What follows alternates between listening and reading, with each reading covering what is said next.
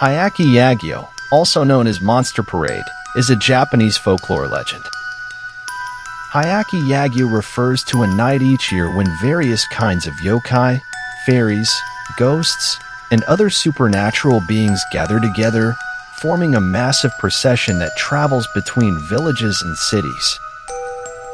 In this video, we'll delve into the tales of two female yokai featured in the Hyakki Yagyo, one with extra mouths, and the other with numerous eyes.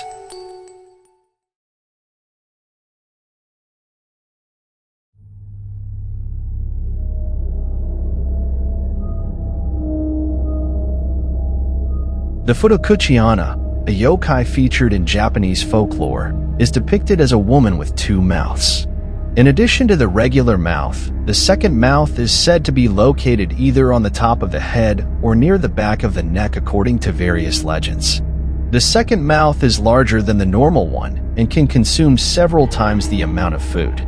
According to the Hyakki Yagyo, any woman who is promiscuous, engages in inappropriate behavior such as urinating or defecating in public, commits adultery behind her husband's back, engages in lewd or immoral conduct, or even kills her own young children, may become possessed by the Futakuchi Onna.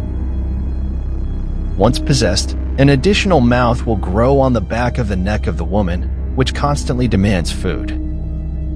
Eventually, the possessed individual may be eaten to death by the yokai, making it a highly dangerous creature. During normal times, the second mouth of the woman is concealed by her hair. However, when no one is nearby and there is food in front of her, the second mouth of the woman will use her hair as tentacles to grab and consume the food. Even more terrifying is the belief that the second mouth of the woman can also use her hair to capture small animals such as cats, dogs, and mice and devour them, with the ultimate goal of eating the host until she is stuffed to death.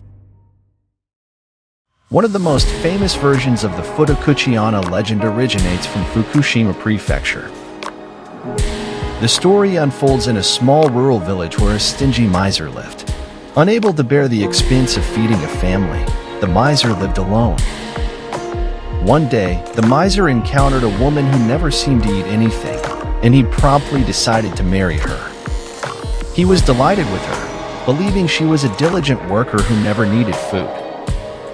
However, his rice supplies began mysteriously dwindling, despite never seeing his wife. Determined to uncover the truth, the miser pretended to leave for work one day but secretly spied on his wife. To his horror, he witnessed her untie her hair, revealing a second mouth on the back of her head with grotesque lips and teeth. Her hair extended like tentacles, scooping rice balls into the second mouth, which emitted vulgar, raspy sounds of pleasure. Appalled, the miser resolved to divorce his wife immediately. She discovered his intentions and trapped him in a bathtub, carrying him off into the mountains. Fortunately, the miser managed to escape and hid in a heavily scented lily marsh where the Futakuchi Onna couldn't find him.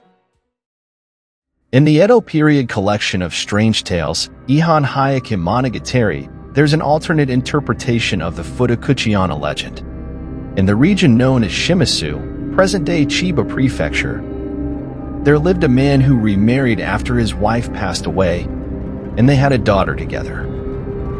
His second wife began to mistreat the daughter from his previous marriage, depriving her of food until she starved to death. 49 days after the girl's death, while the man was chopping wood, he accidentally injured the back of his second wife's head.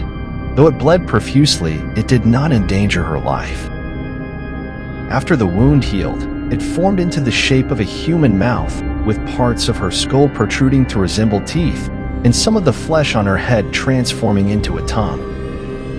This wound throbbed with pain constantly, and feeding the mouth was the only way to alleviate the agony.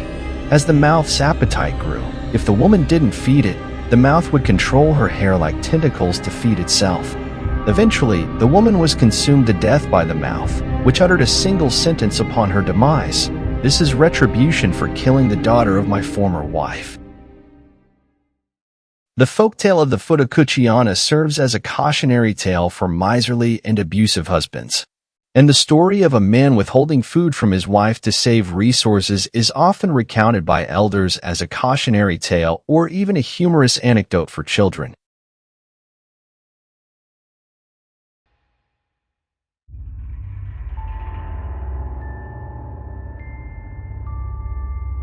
Dodomeki are infamous as cursed women with abnormally long arms adorned with countless tiny bird eyes.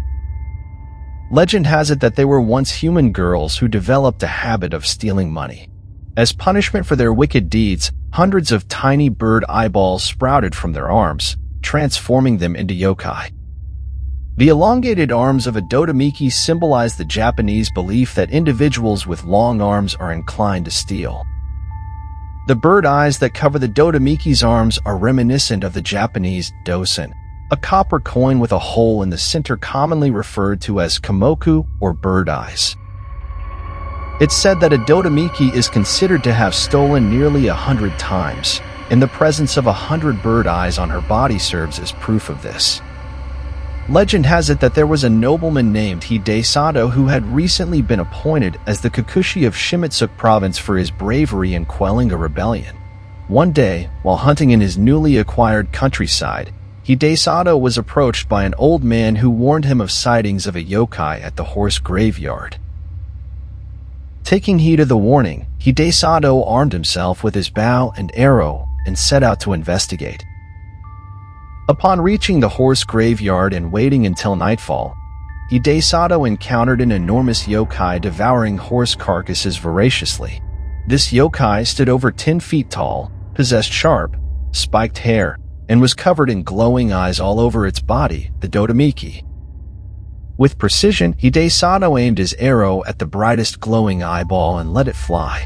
The arrow struck its target, causing the Dodomeki to roar in agony before fleeing into the woods, ultimately collapsing at the foot of the mountain. The battle was far from over as Dodomeki, near fatally wounded, transformed into the form of a woman, emitting fierce flames from her body. The intense heat proved overwhelming for Hidesado, forcing him to abandon his pursuit of Dodomeki. When Hidesado returned the next day, he found the ground blackened and scorched over a large area, but there was no trace of Dodomeki. 400 years later, during the Muromachi period, Dodomeki resurfaced. A village had emerged on the northern slope of Mount Myojin, where peculiar occurrences had begun unfolding. The head priest of the temple suffered mysterious injuries, and unexplained fires erupted within the temple's confines. Seeking answers, the villagers summoned a new head priest renowned for his virtue and holiness, Saint Chitoku, to uncover the cause of these strange phenomena. Saint Chitoku noticed a young woman who frequently visited the temple during his sermons and suspected her to be the Dodomeki in disguise. He learned that the demon, gravely wounded, had sought refuge in nearby caves to heal. There, it transformed into a young woman and visited the site where it fell, gradually collecting the blood it had shed during the battle with Hidesado. The village temple had been erected atop this battleground, and the Dodomeki instigated fires and attacked the priest to intimidate the villagers. One fateful day, Saint Chitoku confronted the demon in its disguised form, and it finally revealed its true identity as a Dodomeki. However, instead of attacking him, the Dodomeki confessed that while frequenting the temple, she had been deeply moved by Chitoku's powerful sermons, which had left a profound impact on her. In the end, under Chitoku's guidance, the Dodomeki renounced its demonic ways and attained enlightenment.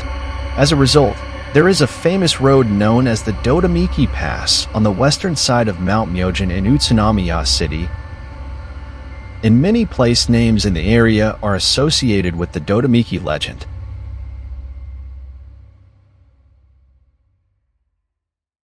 The Futakuchi Onna transforms into a yokai due to her mistreatment of children, while the Dodomeki becomes a yokai as a result of her thievery. These tales serve as reminders not to harm others or infringe upon their property lightly. Every action carries consequences, and sometimes these consequences are irreversible. Let us take these legends as lessons to cherish and respect others, and to live together in peace.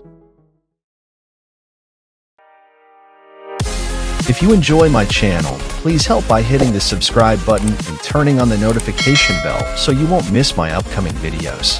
Thank you for watching until the end, and I'll see you next time.